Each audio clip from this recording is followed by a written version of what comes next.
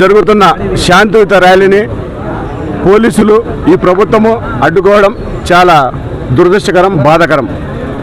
ఆ రోజు వైఎస్ రాజశేఖర రెడ్డి గారు అసెంబ్లీ సాక్షిగా చంద్రబాబు నాయుడు అడిగితే అవకతవకలు జరిగినాయని ఆ రోజు అసెంబ్లీలో అడిగితే రాజశేఖర రెడ్డి గారు ఆనాడే సిబిఐ ఎంక్వైరీ వేసుకోండి అని సంతకం పెట్టి అసెంబ్లీలోనే ఇచ్చాడు. మరి ఈరోజు లోకేష్ బాబు అయితే చంద్రబాబు నాయుడు అయితే అవకతవకలు జరిగిన మేము అంటున్నాము. మరి సిబిఐ విచారణ మీరు అభివృద్ధి రాజశేఖర రెడ్డి గారు ఏ విధంగా కొన్నారు? అభివృద్ధి కోరాలా? అది ధర్మం, అది న్యాయం. మొన్న కార్గోస్ చేసిన ఢిల్లీలో వాళ్ళందరూ నైతిక బాధ్యత వేసి కేంద్ర మినిస్టర్ రాజీనామా చేసినారు. మరి లోకేష్ బాబు ఎందుకు చిత్తశుద్ధి నిరూపించుకోలేకపోతున్నాడు? మరి ఆయన అవకతవకలు జరిగినప్పుడు ధైర్యంగా ఆయన నేను చేయలేదు అని ముందుకు వచ్చి సంతకం పెట్టి విచారణ చేపట్టండి సిబిఐతోనే ధైర్యంగా ముందుకు వచ్చి తెగించాల్సినాడు.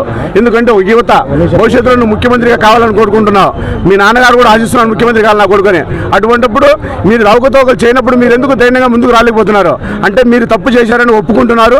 ఇది ప్రజలందరికీ తెలుస్తుంది. భవిష్యత్తులో దీని మీద వైఎస్ఆర్ కాంగ్రెస్ పార్టీ వచ్చిన వెంటనే సిబిఐ ఎంక్వైరీ వేస్తాం. మీరు చేసిన ఈ రోజు అవకతవకలందరినీ రేపు అందరూ కూడా ముద్దాయిలుగా గుర్తిస్తాం.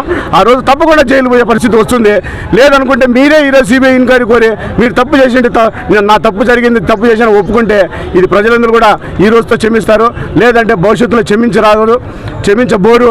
మీరందరూ కూడా జైలు కూడా తినే కాలాలు ముందు ఉన్నాయి. అది దానికి ప్రజలందరూ కూడా సిద్ధంగా ఉన్నారు. ఓటుతో బుద్ధి చెప్పే రోజులు దగ్గరలో ఉన్నాయని చెప్పేసి నేను వైఎస్ఆర్ కాంగ్రెస్ పార్టీ తరఫున డిమాండ్ చేస్తున్నాం.